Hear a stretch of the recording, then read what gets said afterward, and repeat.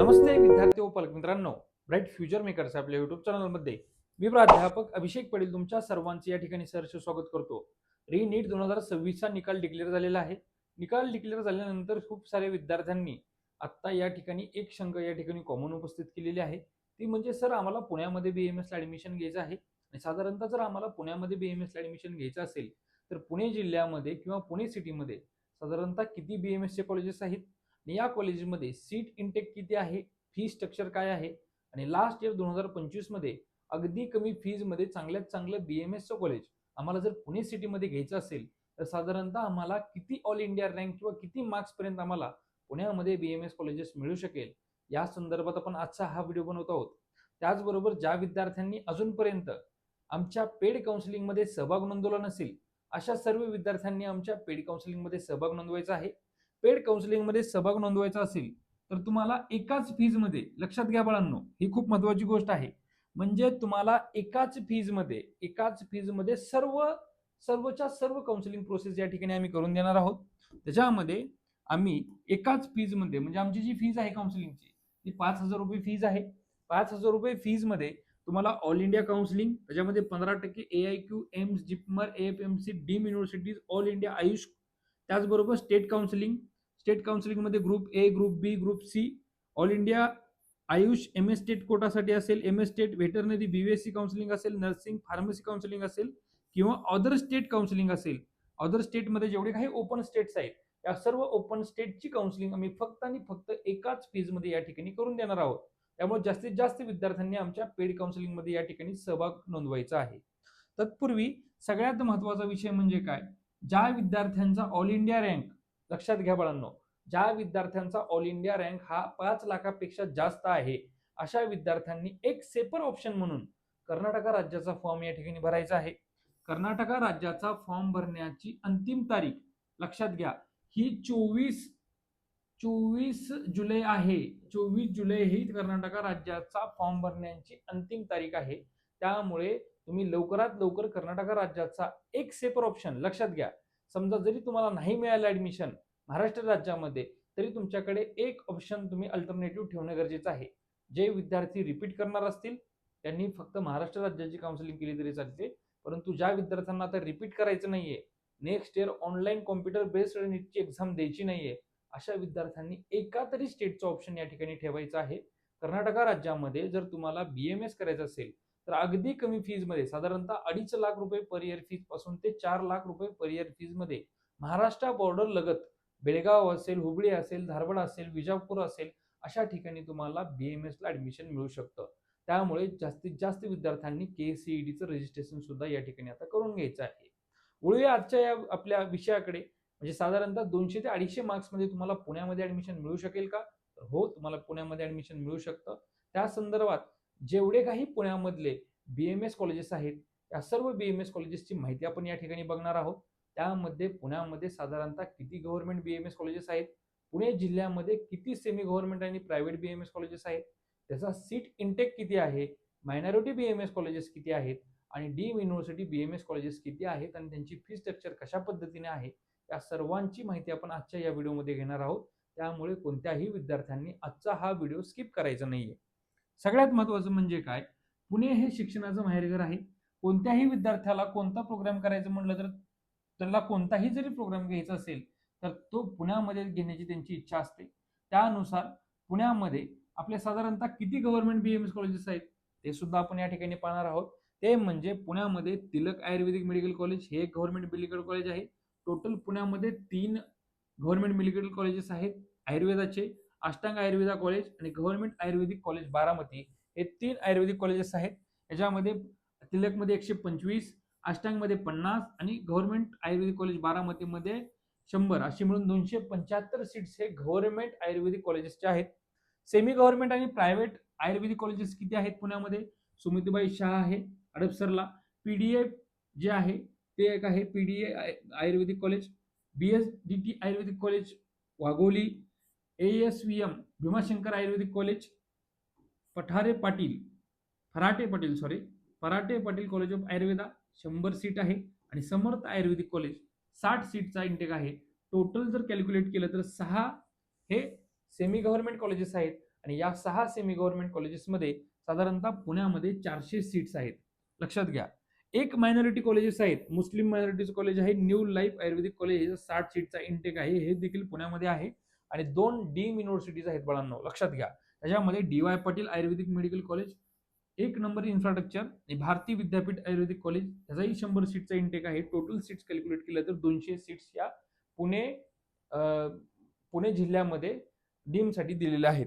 आणि total seats जर calculate केलं पुणे जिल्ह्यामध्ये तर साधारणतः किती सीट्स आहेत लक्षात घ्या बाळांनो, 935 हे पुणे जिल्ह्यामध्ये आता करंटली सीट्स आहेत. आणि या 935 करंटली सीट्स मध्ये या वर्षी 2 प्रायव्हेट आणि सेमी गव्हर्नमेंट कॉलेजेसची सुद्धा भर पडणार आहे. आणि प्रायव्हेट आणि सेमी गव्हर्नमेंटची कॉलेजची भर पडल्यानंतर साधारणतः 1135 सीट्स वाढू शकतात. 200 म्हणजे 2 नवीन आयुर्वेदिक कॉलेज येऊ शकतात. त्यातलं एक कॉलेज हे दौंडला येणार आहे आणि एक कॉलेज बारामतीमध्ये येणार आहे. याची सर्व विद्यार्थ्यांनी नोंद घ्यायची आहे. आता वळूया या पुणे जिल्ह्यामध्ये असलेल्या सर्व कॉलेजेसचा कट ऑफ काय राहिलेला आहे लास्ट इयरचा, किती ऑल इंडिया रँक पर्यंत विद्यार्थ्याला ऍडमिशन मिळालेलं होतं ते देखील आपण या ठिकाणी आता पाहणार आहोत.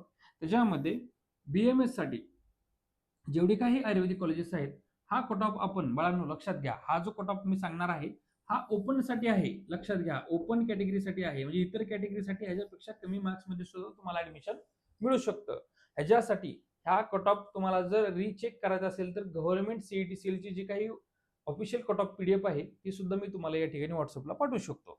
पहिलं कॉलेज जे आहे ते Tilak ayurvedic medical college. Last year 376 marks पर्यंत विद्यार्थ्याला ऍडमिशन या ठिकाणी मिळालेलं होतं. ऑल इंडिया रँक जो राहिला होता तो 2,59,765 मार्क. सेकंड आहे अष्टांग आयुर्वेदिक कॉलेज, 448 मार्क्स राहिलेले होते. 1,25,859 ऑल इंडिया रँक पर्यंत विद्यार्थ्याला ऍडमिशन मिळालेलं होतं.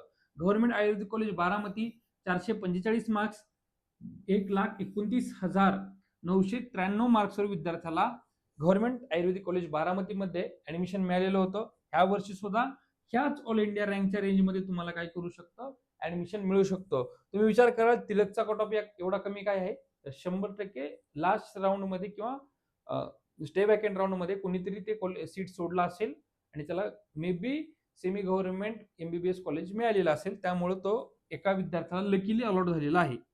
Sumatibai Shah ayurvedic medical college 443 marks, 1,32,461 all India rank पर्यंत विद्यार्थ्याला ऍडमिशन मिळालेलं आहे. पीडीए बीएमएस कॉलेज आहे हे अकोर्डीमध्ये 435 मार्क्स, 1,46,429 ऑल इंडिया रँक पर्यंत विद्यार्थ्याला ऍडमिशन मिळालेलं आहे. BSD Wagholi 424 marks, 1,65,179 all India rank पर्यंत विद्यार्थ्याला ऍडमिशन मिळालेलं आहे.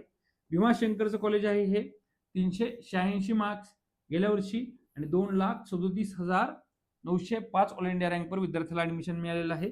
Farate Patil ayurvedic medical college 311 all India 311 marks आणि 4,11,665 ऑल इंडिया रँक पर्यंत विद्यार्थ्याला इथं ऍडमिशन मिळालेलं आहे. समर्थ आयुर्वेदिक कॉलेज जुन्नरला आहे 313 मार्क्स नीट 2025 मधले आणि 4,07,267 ऑल इंडिया रँक पर्यंत विद्यार्थ्याला या ठिकाणी ऍडमिशन मिळालेलं आहे. आणि न्यू लाईफ आयुर्वेदिक कॉलेज हे मायनॉरिटी आहे, मुस्लिम मायनॉरिटी, 288 मार्क्स आणि 4,78,355 ऑल इंडिया रँक पर्यंत विद्यार्थ्याला या ठिकाणी ऍडमिशन मिळालेलं आहे. ह्या वर्षीचा जो काही सेपर ऑल इंडिया रँक आहे पुणे जिल्ह्यासाठी तर तो साधारणतः एक लक्षात घ्या बाळांनो, ग्रामीणसाठी जर विचार केला तर ज्या विद्यार्थ्यांचा ऑल इंडिया रँक हा 4,20,000च्या आसपास आहे. आणि सिटीचा जर विचार केला आपण, ज्या विद्यार्थ्यांचा ऑल इंडिया रँक हा 2 लाखाच्या आत आहे अशा विद्यार्थ्यांना पुणे सिटीमध्ये ऍडमिशन मिळू शकतं. पुणे ग्रामीणमध्ये 4,20,000च्या आत आपला जर ऑल इंडिया रँक असेल तर तुम्हाला 100% ऍडमिशन मिळू शकतं. आता मुद्दा पुढचा आपला आहे की 200 मार्क्स मध्ये सर बीएमएस ला ऍडमिशन मिळू शकतं का पुण्यामध्ये? तुम्ही तर असं टायटल केलेलं आहे असं तुम्ही विचार कराल.